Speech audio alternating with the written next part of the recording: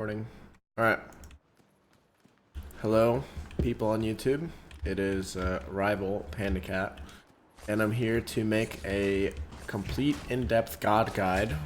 I asked the people that follow me on Twitter what god they like to see most, and Isis was the most chosen god of the choices that I had given. So this will be the first guide that I choose to make, and I try to make. I'll do my best to cover as much as I possibly can in a short amount of time, you know, get right to the point and make things nice and easy to understand, and just try to be as informative as possible without being too confusing.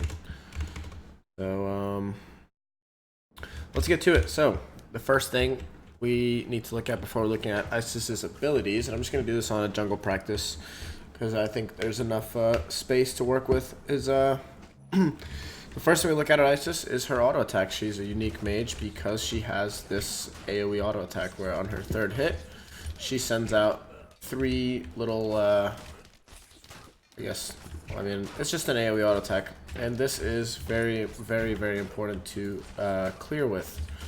You should be utilizing this auto as much as you can. And it actually is what makes her super, super OP early on, because her early push is super nuts with the AoE auto and her abilities. So typically, you know, you're coming up to mid lane, you have minions, you start with your one, you do these autos, get the AoE auto and start casting around right away, and that would be the most optimal combo. Finish off the melees and go straight to the backs, and you try to angle yourself so that you try to hit all three of the melees like that with the AoE auto, and you don't waste it on just a front minion. So with that in mind, we know that Isis's clear is super good because of the AoE auto and the pressure that she has early on from her abilities. So let's get into the abilities and her passive. So her passive, you know, right? It's basically upon 10 stacks, you get a bunch of HP 5 and MP5, but that's not what matters about this passive. What really matters is that you gain 10% CDR.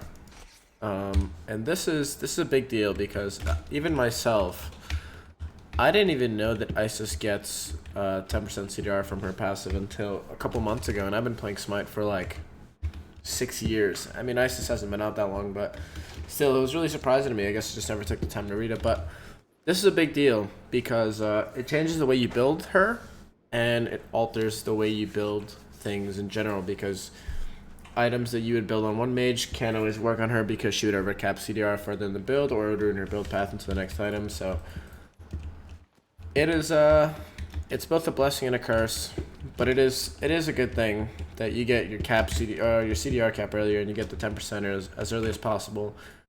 In a slower paced game, it won't kick in until like usually late game, but in ranked and in casuals, this passive will be done in 5 to 10 minutes, depending on how much of an arena you're playing. So that's her passive. Just know that you get the 10% CDR, so you have to account for it in your build, and the extra radius on her basic attack, on her third basic attack, it's just nice to have, so you don't miss it.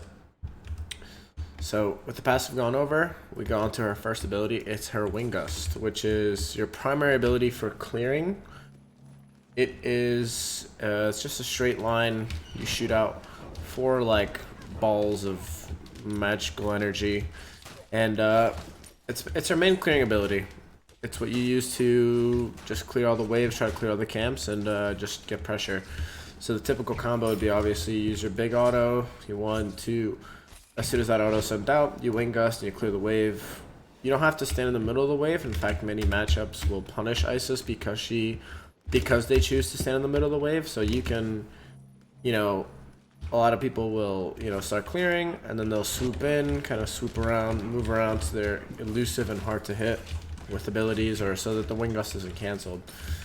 So it's a pretty simple ability. Not much to it. As you level it up, you just get more damage. So it's the easiest ability that she has to learn. The second ability, this is a key part to Isis's kit. It's what like separates a good Isis from a great Isis. Hitting the ability, using it in the correct times, and using it on the correct targets is what's gonna really take your Isis to the next level, so to speak. So what is it? It's a spirit ball. It's called spirit ball. It's basically this huge circle. Send it out in a straight line. I'll do the normal casting so you could see the distance on it. just so you get a visual. So it is about, what is this, 80 yards or 80 meters, whatever the hell the measuring units are in this game. And what's cool about this ability is that you choose when it detonates unless you let it fly all the way to the end. So there, I let it fly all the way to the end, but let me reduce my cooldowns here. I'll show you. If you want, you can shoot it and pop it immediately. The way to pop it is you just press your button again. So you press 2, you get your target out, you shoot it when you want, and when you want to pop it, you press your 2 again, unless you want it to just pop at max distance. So say you're going to go clear camp, or you know this guy's not going to move. I'm not pressing anything, it explodes on its own. And it's a very key ability, because as you get later into the game, with enough CDR, this ability is up pretty often. And it's a 1 second stun, and it's just a lot of damage. If you hit a carry with it, you can basically just blow them up.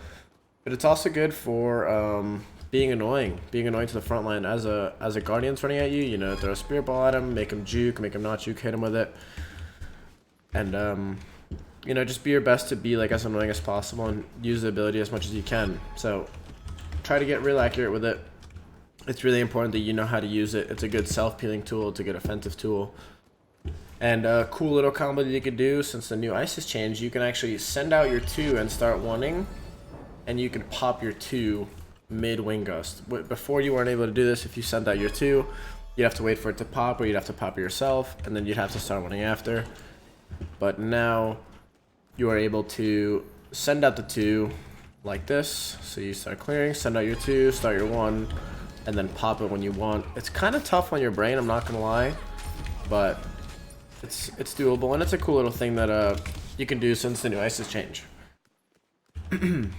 So we've got our first 2 abilities. The third one ability is probably the most how do I say? I mean, her 3 Dispel Magic is one of her best abilities. It probably is her best ability, to be honest. And it's rough because you want to max this, and then typically you want to max this, and then leveling this, you're leveling it pretty late. So you don't get all these amazing benefits, but it's still an amazing ability even on the first rank. But let's go over it. So the 3, it is a ranged silence. I'll put on normal cast again. You can see the circle. It's a pretty big circle, not bad. And basically what you do, you send it out. It's a little circle. It silences them, and it does a whole lot of other things. It slows. It gives them a magical prot debuff. It silences them. And with ISIS's newest change, it gives you and your teammates near, I think it's you, a shield. So I'm going to use my 3. Here's my shield. Cool little change. Makes it easier for her to survive in the team fights and when she's getting engaged on. But this ability is one of ISIS's, how do I say it? Like, you need to use the ability before you use anything else to perfect the combo. So what you'd want to do is 3 somebody so they're silenced. The biggest part about it, if you're in a 1v1 scenario, is the debuff. The silence is very nice, but I will always use it as an offensive debuff, which in that sense, after that, you have a slow on them, so it's easier for you to land your 2. So you 2 right after the 3, they're debuffed, so they're taking more damage from the Spirit Ball, and then you can choose to either ult, use your 1, whatever, set up for your teammate, whatever the scenario may be. So those are our first 3 abilities. They're really cool. Yeah, they're great for clearing, they're great for team fighting, and it's really important that you use all 3 of these abilities in sync very well. You don't want to 2 and then 3. You don't want to 1 and then 3. You don't want to 3 and then, you know, miss time to 2 or miss the 2, whatever the case may be. So make sure these 3 abilities are getting used in sync. And now we move on to the ultimate. What makes ISIS super sick early on and late game is her objective secure and her team fight ability, I guess. But the ultimate is the biggest part about that. So the ultimate, put it in normal cast again, it's a huge circle. So a lot of circles in the kit, pretty easy to hit all our abilities. But the ultimate's a huge circle. You throw it on the ground, and it doesn't pop until you either tell it to pop by clicking 4 again, or until the timer runs out, so it's 5 seconds. And basically what you want to do with this ultimate is either place it on an objective. So say your team is doing Gold Fury, you know, you're going to DPS the Gold Fury, whatever, and then as the objective is getting pretty low, You drop the ult on the ground, all your teammates stand in it, and it starts to charge. So this bar right here, it's charging point, what I'm jumping on top of.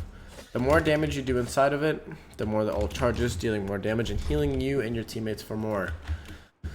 So you want to drop it at the time where you still have enough time to fully charge the ultimate, so you get the full amount of value. And you don't want to drop it too early, because if you full charge it and it pops within the 5 seconds and whatever you're burning or whatever you're securing doesn't die, you're in a little bit of a tricky spot. So this is Isis's huge team fighting ultimate. It's really powerful. You get damage. You get 20% damage mitigation from everything just for standing inside of it. And on top of that, you basically you know, nobody can step inside of it unless they want to get blown up. It's just a lot of damage. It's just a good ability in general. And using this using the ability like to its best, using the, how am I supposed to word that?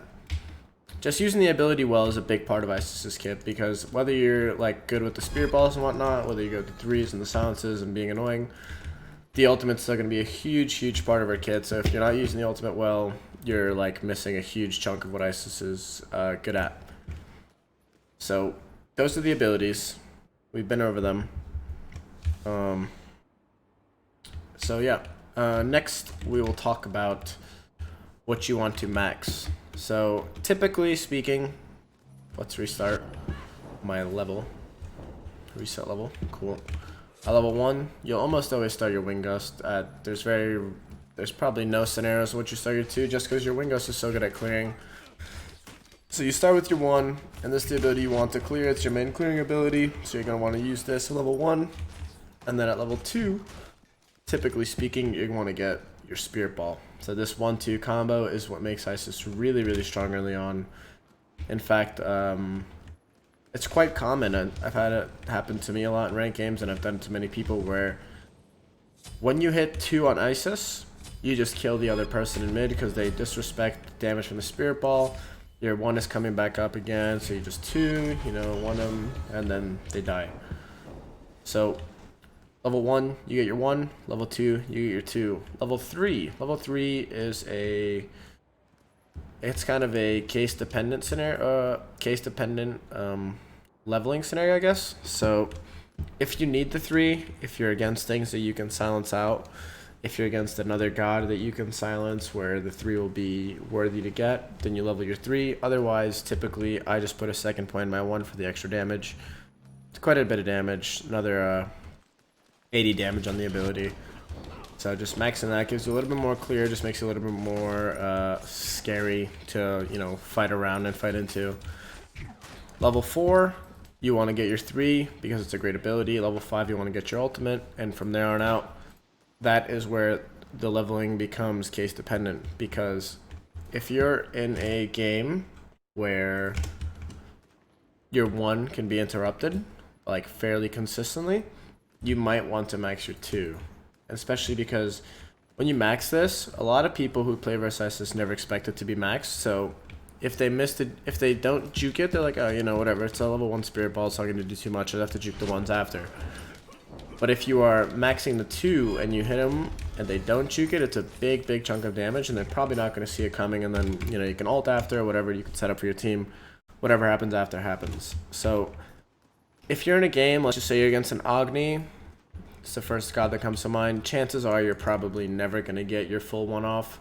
So you might as well just max your 2, keep about 2 points in the 1 so you could still clear like backs, mids, red, and then start investing the rest of your points into your 2. And then later in the game, when this is maxed, you'll want to finish off the 1, level the 3 later, and then the ult. Excuse me. So if you're not in a game where your 1's interrupted, I'd say this is a proper leveling,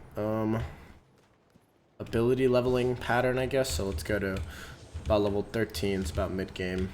You want to put 2 points in your ult to level 9, all the points in your 1, and this is what, actually, sorry, it wouldn't even be like that or else you all the point.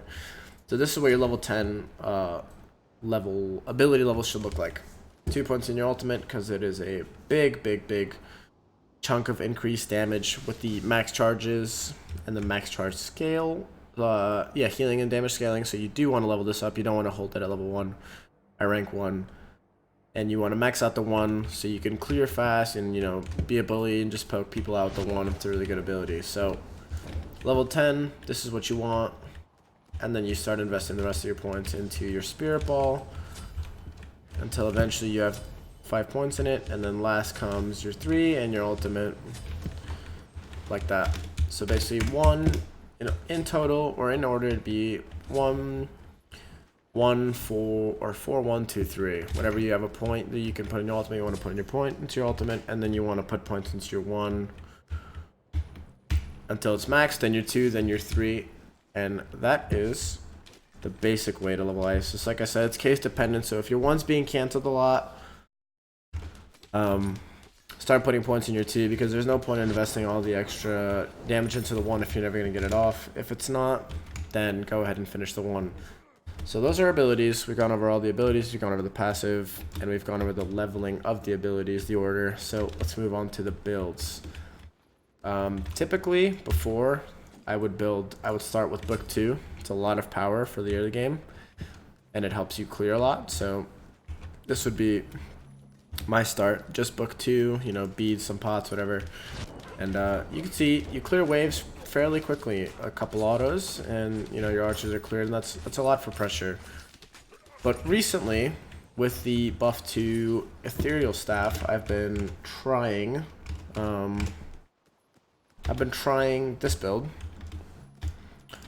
It's for the starter build, of course. It's Mage's Blessing, Spear of Desolation 1, so magic focus, some pots, and beads or aegis depending on what you need. And this build's nice. It's not as much power, but you get the mana sustain and some extra power from the Spear 1. You don't hit quite as hard, but it's still nice. You can sustain yourself well if you're not getting totems. And what's big about this is that you transition this into, I'll show you right now, into a CDR boots. You pretty much always want to build CDR boots on Isis.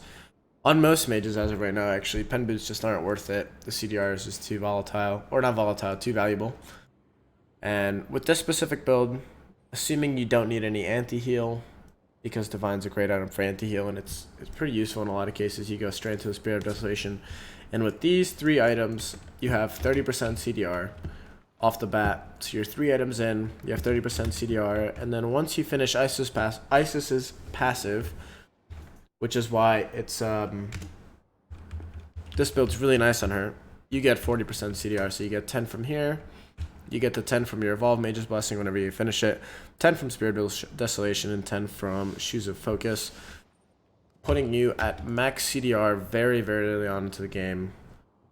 And it's great because you get to spam your abilities a lot. Let me take off reduce cooldown so I could show you guys what the actual numbers are. So it's 8 seconds on the 1, 8 seconds on the 2. The downtime between, you know, while you're wanting, you know, you 2 somebody, you're wanting them, your 2 goes on cooldown, your 1 finishes, you have a little bit of downtime, and your abilities are back up again. So this is a great build. If you can, or if you choose to go this build, this is how the full build would look, depending on if you need anti-heal or not. You go into the ethereal staff, due to its insane buff, not insane buff, but it's good buff, into a shard. I've always went 4th item shard on my mages. I see a lot of people go proccing item before it, like Soul Reaver or E-Staff in the past. But what tends to happen, if you delay the shard, sure, you might get a Soul Reaver here, and you'll start building shard here, but if the game slows down at this item, and you don't have your shard finished, and the next 5 minutes of the game you don't have the shard, it's gonna hurt you a lot more than having that, let's just say, having that E-Staff in that short amount of time. So I always go 4th item shard, pretty much. You know, it's just good to have. Even if the people you're playing against don't have that much protections, they're gonna get it eventually. And just knowing that you already have it countered before they even have it, or you have it countered now that they do have it, it's just good to have early on. Not super early, but 4th item has always been my go-to for this item. So yeah, make sure you're always picking up a shard. It's the best pen item in the game. So after this is pretty much the core of this build. You have your 40% CDR with the Isis passive, the procs from E-Staff, the pen from shard, and you know, you're in a great spot. After this, if you want to keep going into a proccing build, you would go Soul Reaver. Sell your Mage's Blessing for something else, maybe a Shaman's Ring. Actually, I forgot this is patch Shaman's Ring. So yeah, maybe a Shaman's Ring for the Mage's Blessing would be nice. It would cover up that 10% CDR. If you're not going for a proccing build and you're going for pure damage, Rod is really good because it amplifies the healing that your ultimate does to your teammates if they're below half. So if you're in a little bit of a tight spot, if you're besieging a Phoenix, if you're on Fire Giant, people are getting low, you drop the ult, they get below half, and then, you know, the Rod of Tahuti amplifies it, and you basically just full heal them. So it's great. So yeah, this would pretty much be a very standard, very like common build on Isis. The Divine Rune's just great for the ADCs because they go the lifesteal. Many comps have some sort of healing in them. So Divine Rune's a pretty great buy. You know, like I said before, the E-Staff is a great buy because of the buff. Deso for the CDR and for the pen. CDR boots for the pen. And then if you ever get to super late game, you know, you buy your pot. So now you have your pot. And this item becomes pretty... that's pretty case dependent as well. Pretty much whatever you need at that point in the game. If you're super far ahead, you know, you're not having trouble dealing with anybody, you can go Bancrofts, you can go Book for just pure power, you can go Staff of... you can go Staff of Miraidon, I guess. I don't recommend it, but this 7th item, so to speak, is pretty much just whatever you need. Honestly, sometimes you'll see people go Mantle of Discord because they're getting dove too much and the passive saves them or they need the prot. So it really is just up to you. Just feel it out. See, do I need health? Yes, buy this. Do I need more damage? Buy that.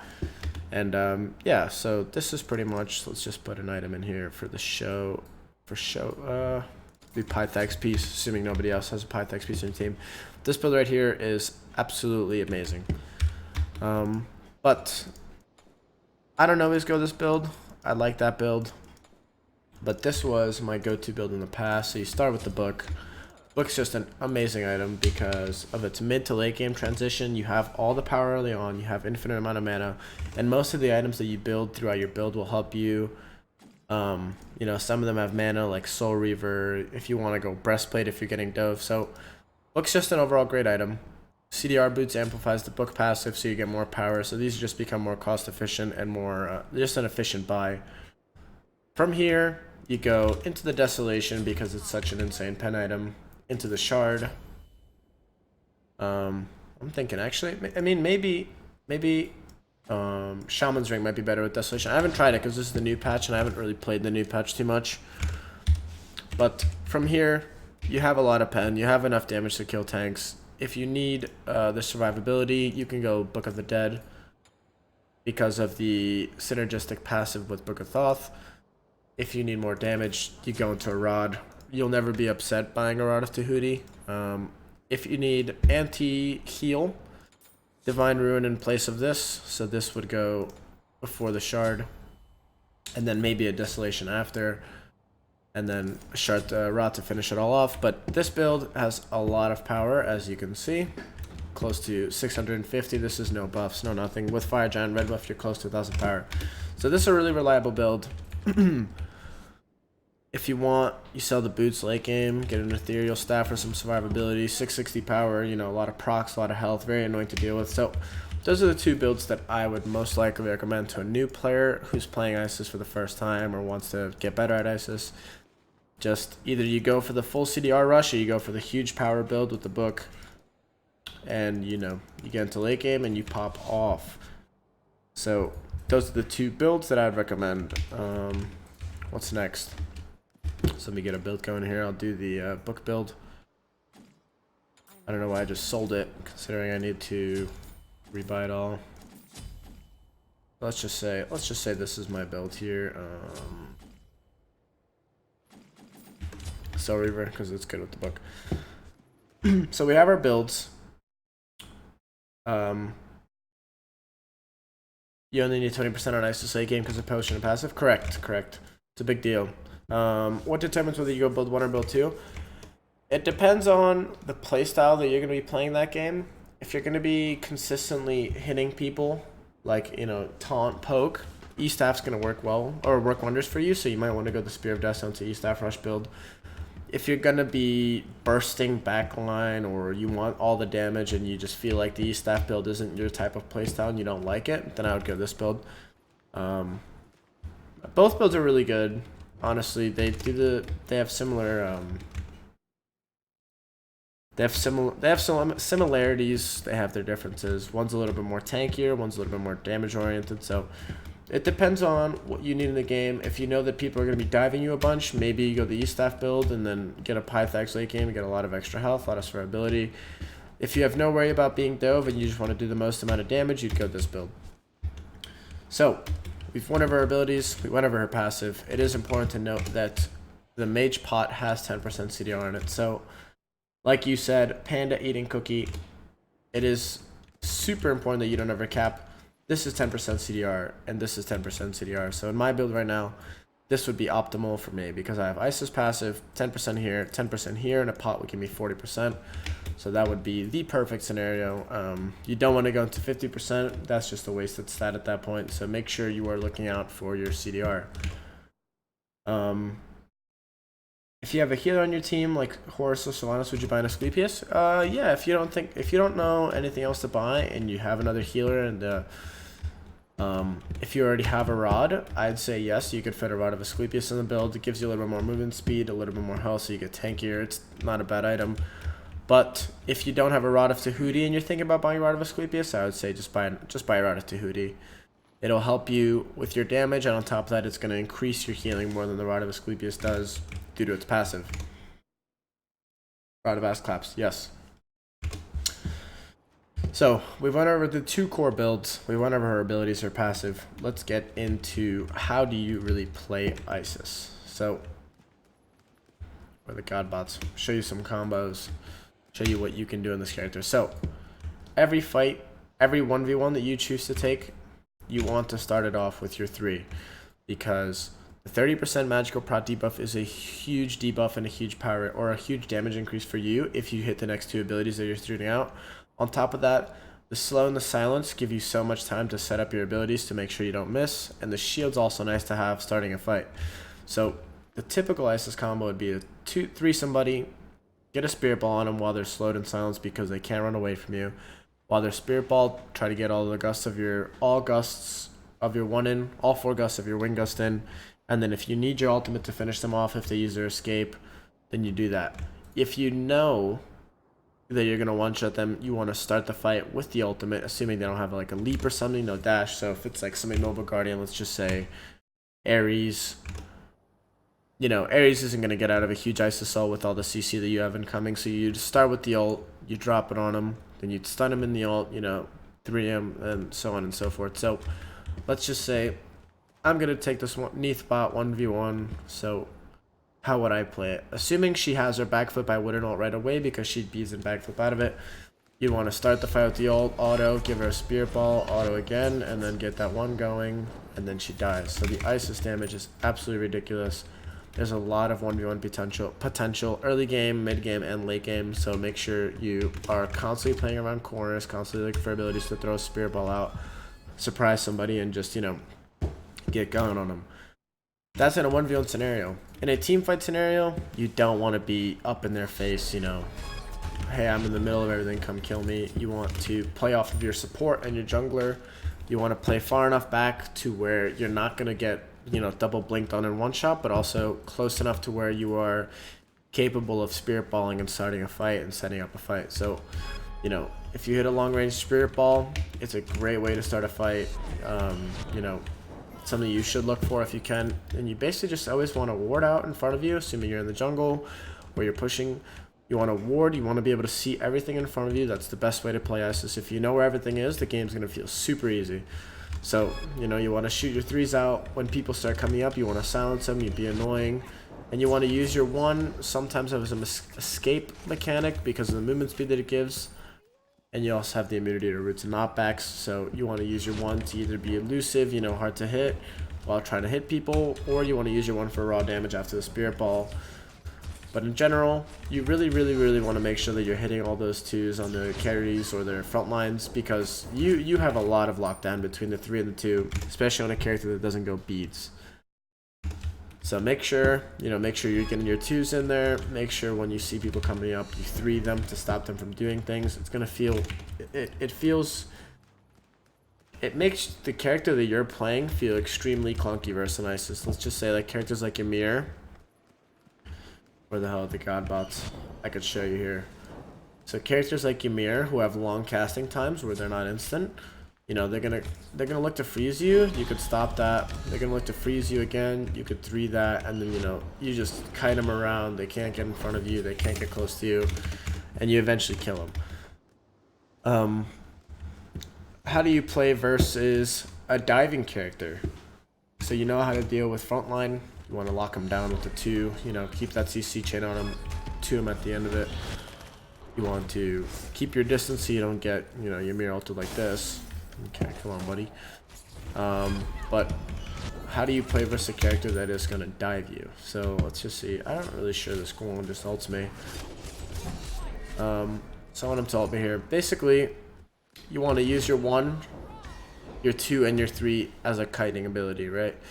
You don't want to sit there and take their damage because they're going to kill you. You want to be able to get around, use the shield from your 3 to survive and slow them, and the spirit ball to, get by them, stun their abilities, stun them, and, turn on them.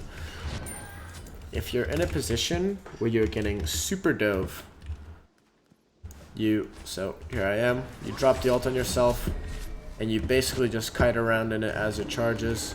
This guy's going to be in here.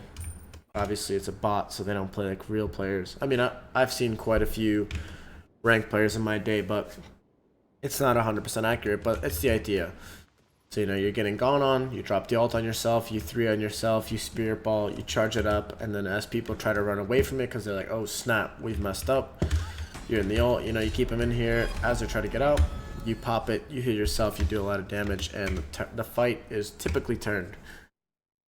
So yeah, it's pretty much how you want to play the god. If you're being dove, you just want to survive for as long as possible, run around in the ultimate.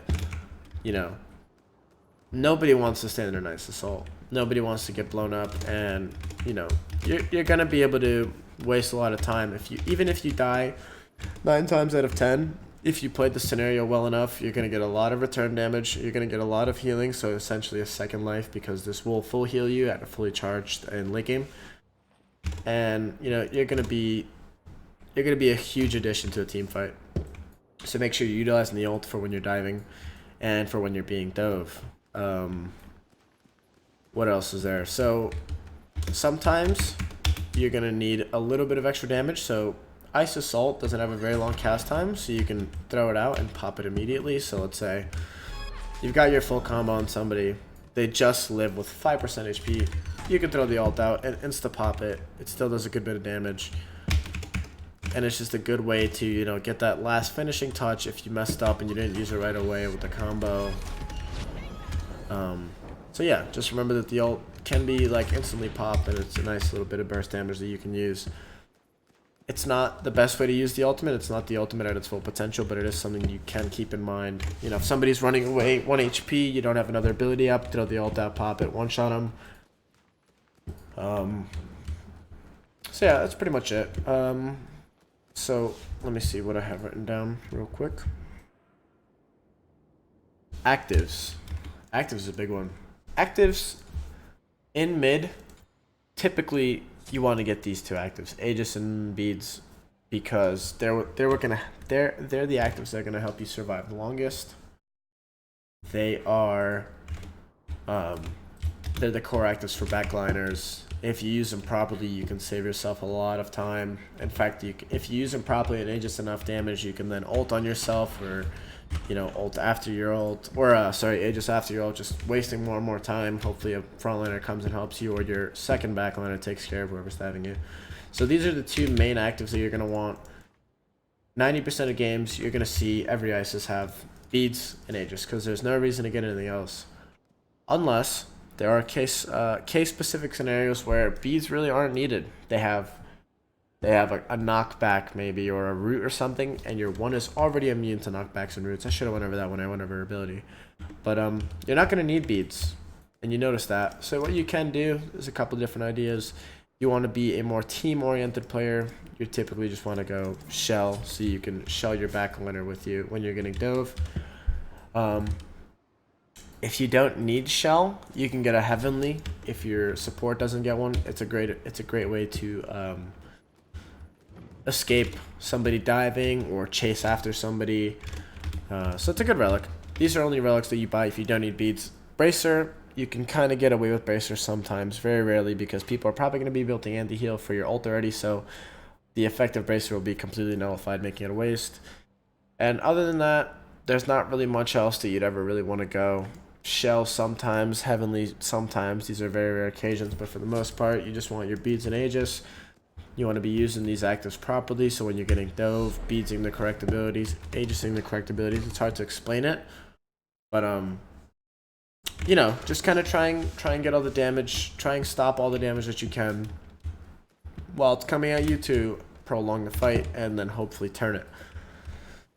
So those are her actives. So what else is there to go over? We went over her abilities, her passives. I gave you 2 good builds. So playstyle. I think I kind of gave you a playstyle rundown. You know, try to use the 2 as much as you can to be annoying. 3 to silence people. I did that out of order, but you do want a 3 before you use any of your other abilities if you're going to hit the next 2. If you're just looking for, like, you know, some crazy spirit balls over walls just for poke, then don't worry about 3ing. Get the 2 out there. But if you are pretty close and you know that your 2 is going to hit soon, try to get the 3 on them first. Use your ult for peel. Or for objective secure. Oh yeah, let's do objectives. Objectives is a big one because a lot of people have no idea when to use it or how to use it properly. So let's say we're on the Gold Fury, right?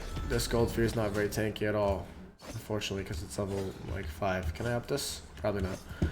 But as the Gold Fury approaches about a quarter health or about 1/3 health, you're gonna want to drop the ult, right?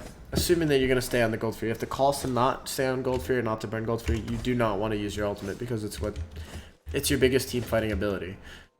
So if you are going to stay on gold, you drop the ult at about 1/3 to 1/4 health. Early game it's around 1000 HP. Mid game it's around 3000. Late game it's around 5 to 6000 depending on your power and your carries. But you're going to want to drop the ult pretty early on, just with not too early, and then you're going to have you and your teammates charge it up. Of course there's a super early Gold Fury for some reason, so it's really squishy, but that's the idea. Drop it on top of you and your teammates, DPS the Gold Fury while you're inside of it, and then pop it for the secure and for the heal. And if people choose to run in and try to contest it, very rarely will they ever steal it. If they tank the ISIS damage, you're going to get a pick with it. And, you know, the full heal is really nice because if you have a carry that took a lot of damage from tanking Gold Fury or a tank, the Isis ult will put them back to full health, and then it'll give you the opportunity to fight after the objective. Although you don't really want to fight after objectives, that's a different story. If you choose to use your ult like that, it'll give you a like entryway into the fight because you're not 10% HP. So I'm gonna read some questions. Can you still proc ult post death, or did that change? I believe you cannot. Can you? Let's test it. Honestly, I have no idea. Well, this is not gonna. Let me make myself level 5.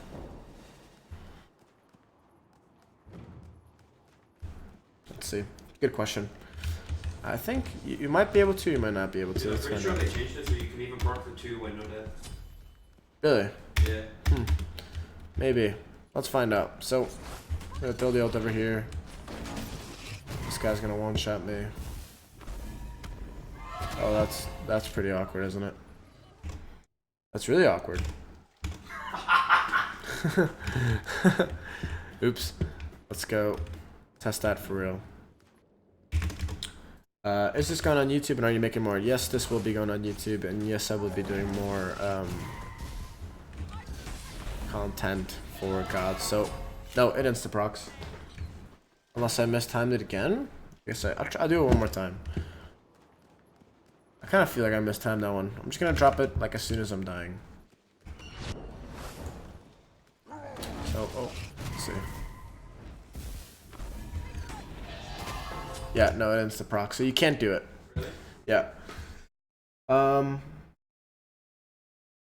That's that question. So no, you cannot proc the old post death. Thoughts? The 2? Let's try the 2 as well. This one's gonna be kind of tricky to time, but we can do it anyways. Try it out. Thoughts on Polygon Isis late game? It can work, but I don't see a reason that you'd ever really. Yeah, I think I did pop that one. Yeah. So I guess you can pop the 2 post death, but you cannot pop the ult. What else? What if I'm not getting dove and I survive a team fight with my ult up, but we lose the fight? Then you probably didn't use your ult very well in the team fight, because if you're not getting dove, you want to be with your carry and ulting on top of them if they're getting dove. Or your frontliners or anything, you know, whatever. Whoever's in front of you or wherever the middle of the team fight is, you want to be Isis ulting there so that you heal them and, you know, they take a lot of damage or they're forced away. Can you explain when to rush book, or did you already talk about it? So I like I said, if you're gonna be getting dove a lot and you prefer the health and the survivability from CDR and the proccing E-staff, you would go the E-staff build. If not, if you're gonna just be a huge damage bot and you want the most damage possible, you rush book. You never want to do Mage's Blessing 1 and book 1. It delays the book too much. You want to just go straight to the book and a couple of pots of each. Other than that, you want to go the other build. But it's pretty much, it's dependent on the game and the characters that are in the game and what you want to be doing that game. If you just want damage, you go book.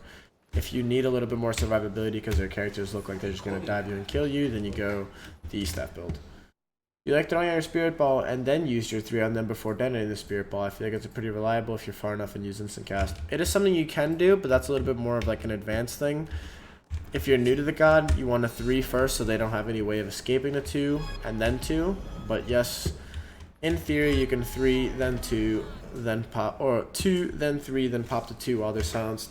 It's a little bit less reliable, but it is definitely doable. Do you know where I make a super ticket for Smite? No idea. Is this going on YouTube? Yes. Like I said, current Isis, who hard counters her? I don't really know that Isis has a hard counter, because many of the gods who hard counter Isis just aren't really as great as Isis. So if that's what you want, then sure, like gods like Agni, gods like Odin, who else? I mean, there's a lot of gods who have great individual matchups into her, but Isis isn't really there for the 1v1, so there's not really many gods that trade a 1v1 counter her. I'd say Agni's the best one because he can consistently stop her damage, and he has a great application of Divine Ruin. Other than that, there's not really many gods that counter her because she's more than just a 1v1 god. Like, her ability to team fight, her ability to make situations really awkward for the enemy team and for her to turn, or would make the god super powerful. Not the idea that she's like a great 1v1 character. That's just a perk. We'd be doing god guys or mid-roll stuff as well. I'll probably be doing everything. Is this a go-to Isis build? Pretty much. This is the build that I would probably build on her. It's case dependent, but these 4 items are pretty core. 1, 2, 3, 4. If you're going the book build. No Pythags because typically you're solo laner, or if you have a magical ADC, get it. But if there is no Pythags, then yes, you should build a Pythag somewhere along your build. You love that combo? Yeah, I mean, it's a cool combo, but it is a little bit less reliable than just 3ing and then 2ing right away so that, you know, they don't have any way of escaping. Because if you're playing a little bit of a higher level game, let's just say you Spirit Ball over the wall, the second somebody hears that, they're going to be looking for it.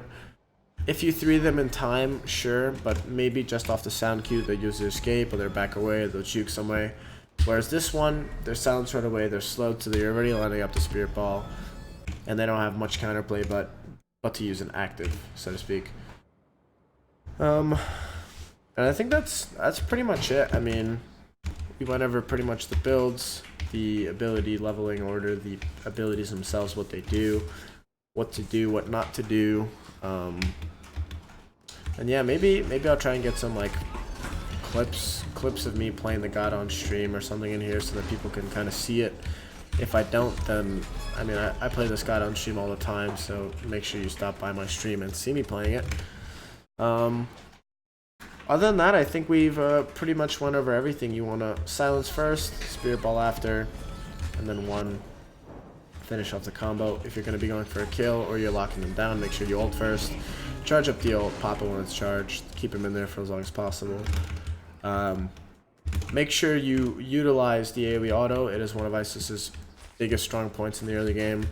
The ability to cleave early on is super good for pushing and for pressure. So make sure you're always using your third auto and then using an ability. Don't cancel it.